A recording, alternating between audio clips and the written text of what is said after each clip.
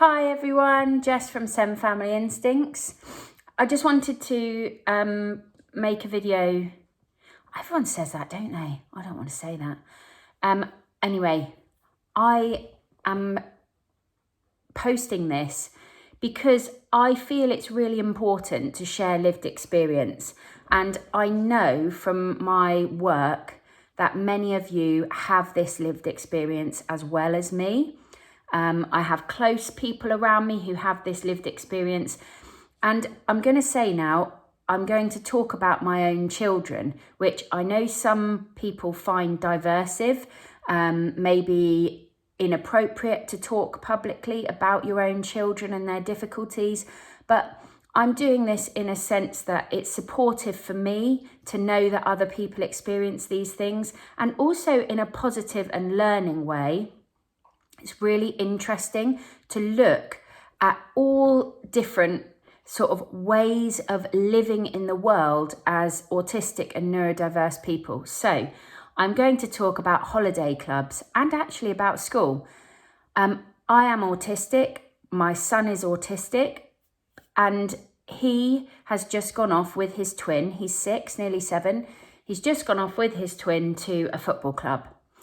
It's run by kind of like youngish, when I say young, I'm talking like probably 28-year-olds. They're like sports coaches. They're very, they're wearing all the good sports gear. His friends are going as well. 2 of his friends are going. So all these, it goes from 5 till 14. So there's a whole range of children. And he knows that it's the whole length of the sort of normal school day. He's taken a packed lunch. He was very eager to book this. It's the first time any of my 4 children have gone to any kind of holiday club. I mean, I've gone and paid on holiday for different holiday clubs, and none of them have tolerated it ever, at things like Eurocamp and Canvas holidays and stuff. But this is something that he chose, that he wanted to do because his friends were doing it. I told them about it. Both of the twins wanted to do it. What's really interesting, okay, so and also difficult for me to take on board and to accept, and I know that loads of you sit in this place day in, day out. He will join in with that holiday club. He will have a good time. He will probably, to the untrained eye, not appear to have any significant difficulty to anyone else in that holiday club. So I did tell them he was autistic, and I said he's autistic, but that he will follow instructions, which he does. If it's something that he wants to do, which football is something he wants to be good at, he will probably be one of the best people there. He has an unimaginable amount of energy, something I have as well. And when we're at home together, this is what's really difficult. I find it really, really challenging to keep up with his demands on me. And I don't think that's because I'm a demand avoidant autistic person. I think it's just because the amount of energy that he takes to look after in terms of what he wants to keep doing all day is exhausting for one person. So at home, we have lots of dysregulation, lots of meltdowns, lots of, difficulty in him accepting anyone else's decisions or what they want to do. He finds that, he wants us all to follow him. Now, that's really understandable, and we try to all accommodate that and work around it. And what we do as a family is I try and make sure that he and the other children go off, with other adults who can really follow their lead. My dad came and my son and my older son had been at his house for a week, where we'd split up the children, had 2 and 2. And he said, he was great with us. He was really good. He was really focused. He was really having a great time. Obviously, they understand they can tell that he's autistic and that he has difficulties with certain areas around that. But, you know, when he's one-to-one, and someone's following his lead, he is really, really great company, very regulated. So, you know, we hear this all the time, don't we? When a child needs one-to-one in a school setting, when they're demand avoidant, or they've got pathological demand avoidance, or a PDA, you know, we're finding these children and young people, they need to be autonomous, they need to self-lead. Well, in a family environment where there's one adult and 4 children, that's really hard to achieve without feeling like you're being unfair on other children involved, and also feeling like you're getting run down. Add into this mix that I've just started ADHD medication, which calms me down. And it's really kind of a very difficult thing to navigate. So I'm talking this through really because what's really difficult is, as someone who works within special educational needs, is autistic and has attention differences themselves. I'm a respite carer for other autistic children and young people. I support and guide families around autism and all types of special need. And yet I know that today my child will be more regulated in that club with 2 young football coaches, taking lots of children to do what's his special interest, physical, all day, than he would be at home with me. And that is sad for me. It's upsetting for me, you know, that I'm not able to get to that level for him. But at the same time, it's a realization that I've just kind of almost come to in this moment. So I was thinking about going on holiday in the next few weeks to France, to a campsite. I was thinking, it'd be really good because we'll all be together in a caravan, me and my 4 kids. We do it every year and there'll be loads of activities so we can do things all the time. And I just thought to myself this morning, do you know what would be better for him is if we don't spend the money on that and we stay here and we find him activities to do which he will really enjoy for the day, where he's getting all his energy used and it's pumping and it's keeping going and it's really focused. That's what will keep him happy and regulated over the next few weeks of the summer holiday. I know that's a luxury most people cannot afford. And that's what's really difficult. You know, when you're looking for respite, when you're trying to get enablers or funding to do these things. I mean, I can't afford to do that. If I do that for him, I'd have to also include my other twin if he wanted to go. And then my older children would be asking for money to do other things.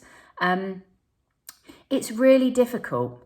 And I know that when I pick him up, those coaches who I've told he's autistic, they will tell me that he's had a great day and that he's really enjoyed himself and that he was fine with them. And I will know that that is true. I'll know that he's masking his difficulties. I'll know that he'll struggle with some things there. But because he's got this autonomous focus that he wants to engage in that activity, he will enjoy it. He will find joy in that activity. That is really hard because, you know, that's what my dad said to me. He was fine with us. He was great with us. And, you know, obviously we know not working with not fine in school. It's what everybody says all the time. And there will be really difficult situations where, for example, my autistic child quite enjoys school. He likes the social side of school. He likes, I think, you know, although he has a demand avoidant profile, he likes the structure of school. His school is really a good school. It follows their leads a lot and he has quite a lot of free time. Sometimes he doesn't use that as well as he could in terms of the things he finds to do to entertain himself. But, you know, he does quite like school. And that's really difficult, because then again, I have to come to terms with the fact that at home, it is really, really challenging in our house.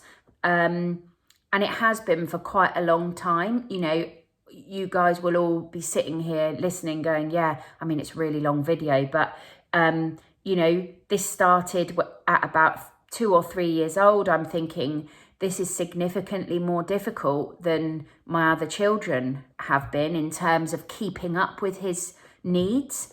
And I think that's a really good way to put it, because I don't, you know, his needs are very unique to him, but I do see them in lots of other autistic children, which is why I kind of patterned and worked out that he was autistic.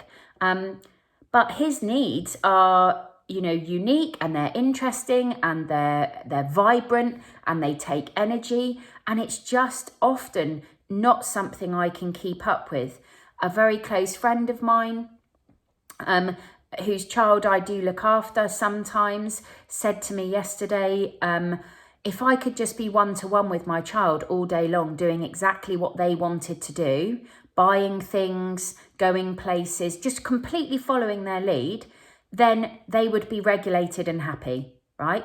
The issue comes when you cannot follow their lead. You have to do other things. You have to cook food. You have to do, you know, this is where, for me, the demand avoidance comes in, particularly within our family, when I have to do activities that pull me away from being those children's one-to-one person. So it's the same when I do respite.